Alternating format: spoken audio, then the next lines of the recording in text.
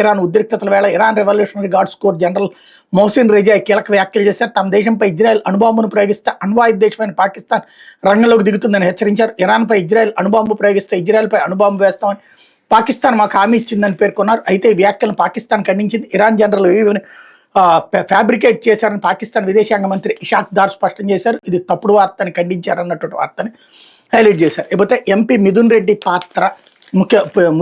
ముఖ్య పాత్ర మద్యం విధానం రూపకల్పన అమల్లో ఆయనే కీలకం. ముడుపులు ఇచ్చినటువంటి కంపెనీలకు మద్యం ఆర్డర్లు 5 కోట్లు పిఎల్ఆర్ ప్రాజెక్ట్స్కి చేరింది. ఆ కంపెనీలో 100% షేర్లు వైకాపా ఎంపీ కుటుంబానివే.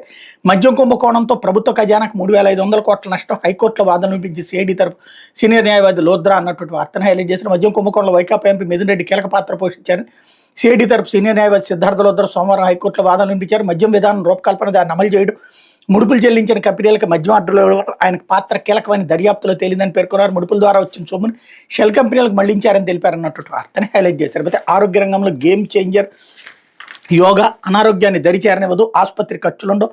జూన్ 21న ప్రతి ఇంట్లో సాధన జరగాలి. ప్రధాని మోడీ ఆలోచన భవిష్యత్ తరాలకు అందించాలి. యోగాంధ్రపై విశాఖలో సీఎం చంద్రబాబు సమీక్ష. మన జీవన విధానంలో యోగాను భాగస్వామ్యం చేయడం వల్ల మెరుగైన జీవన ప్రమాణాలు పెంపొందిస్తుంది, వ్యక్తిగత సామర్థ్యాన్ని పెంచుతుంది, ఆరోగ్యాన్ని మెరుగుపరుస్తుంది, పనిలో నైపుణ్యాన్ని రెట్టింపు చేస్తుంది, అనారోగ్య పరిస్థితులను దరిచేరనివ్వదు.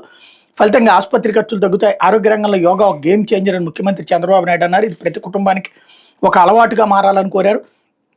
యోగాంధ్ర కార్యక్రమం ద్వారా ప్రజా ఉద్యమంగా సాగాలన్నారు. అన్ని ప్రాంతాల్లో కుల మత వర్గాలకు అతీతంగా సాగాలని, ప్రత్యేకంగా మహిళలు పాల్గొనాలని సీఎం పిలుపునిచ్చారన్నటువంటి వార్తని హైలైట్ చేశారు. లేకపోతే